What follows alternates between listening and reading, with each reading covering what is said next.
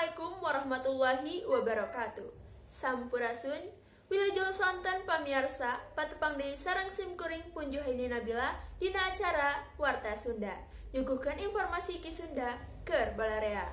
Edisi Salasa, Kaping 23 Februari 2021. Salami 3 menit kapayun simkuring baris nyarengan pamirsa dina informasi sabudeureun Jawa Barat ngeunaan warga binaan Jago Sisingaan anu aya di Kota Subang. Pamirsa, sumangga nyanggakeun iber salengkapna.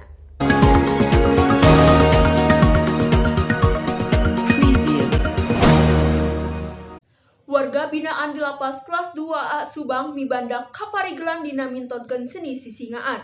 Cenah eta kaparigelan teh hasil tina latihan di jero lapas nu salah sahiji udaganana nyaeta pikeun nyinglar ributan di jero lapas.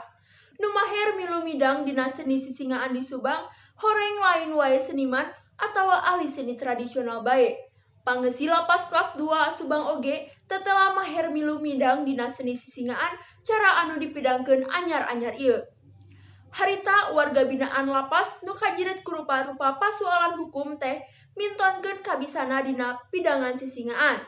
Maranehna milu rerengkeunekan Luyu jeung Wirahma Widatra nu mirikna tabehan khas Sunda. Kitu teh bari teu cicing metahkeun atraksi dina rupa-rupa gerak. Susi Susilawati, Kakanwil Kemenhukam Jabar nu ngahaja nyaksian eta atraksi warga binaan di Subang nyebutkeun ngarasa reueus mireungeuh warga binaan lapas kelas 2 Subang mibanda kamaher dina seni Sunda. Nurutkeun Susi, eta hal teh alus pikeun nyinglar ributan di jero lapas jeung bisa dijadikeun marga geusan ngareukeutkeun hubungan antara patugas lapas jeung warga binaan. Eta hal oge bakal gede mangpaatna upama warga binaanna geus kaluar ti jero lapas.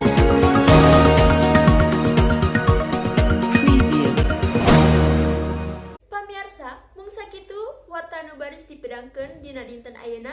Simkuring punjuhani Nabila ngaturkeun nuhun kana parhatosanana. Amit mundur, amit mungkur. Wassalamualaikum warahmatullahi wabarakatuh. Hurip Sunda.